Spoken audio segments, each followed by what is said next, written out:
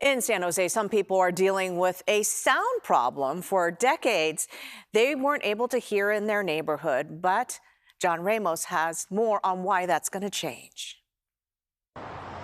Freeways can be pretty loud places, and that's why state law requires that sound walls be built to protect residential areas. But this neighborhood in San Jose slipped through the cracks, and people living here have had to deal with this kind of noise for generations.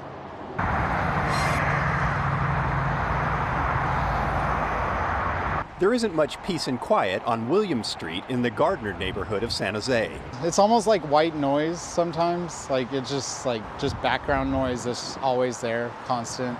Then I feel like we're raising our voices to talk to each other sometimes, and it's almost like if we're outside, we have to shout at each other to hear each other. Mark Duett moved his family to this home because it was something he could afford, but he admits it's been a challenge to live this close to a busy freeway. I mean, we were aware of it, clearly, it's right there.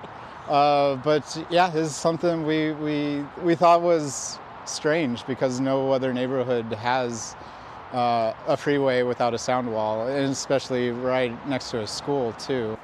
The noise in the neighborhood can be deafening, but most residents have simply grown used to it.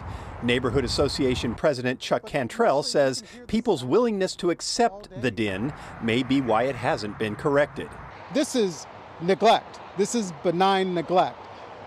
From the day this was put on plans, there was a plan for the sound wall as well. It just never got done. So neighbors who are used to speaking loudly have raised their voices at City Hall, but there's a problem. The land is jointly controlled by San Jose, Caltrans, and VTA, so over the years it's been easy to pass the buck. So yeah, when everybody's responsible, no one's accountable.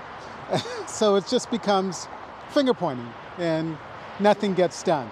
But at long last, it looks like that may be changing. At last week's council meeting, the city voted to approve the construction of 4 10-foot concrete sound walls for neighborhoods that should have gotten them 60 years ago. In its staff report, the city acknowledged that, quote, the community has been significantly impacted by freeways and trains over the years. In this way, the communities impacted have been historically disadvantaged and requested this project, which is seen as necessary to reduce noise and promote a more environmentally friendly living environment. Because policymakers have been derelict in their duties until recently, where that's changed, and we're really happy to see that change. But Cantrell has a limited amount of gratitude, considering this neighborhood, comprised mainly of people of color, was traditionally redlined for discrimination. This is what we do to marginalized communities. We continue to marginalize them.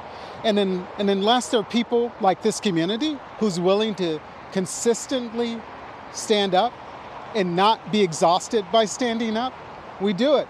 The sound walls will cost $12 million and are expected to be completed by the end of 2026.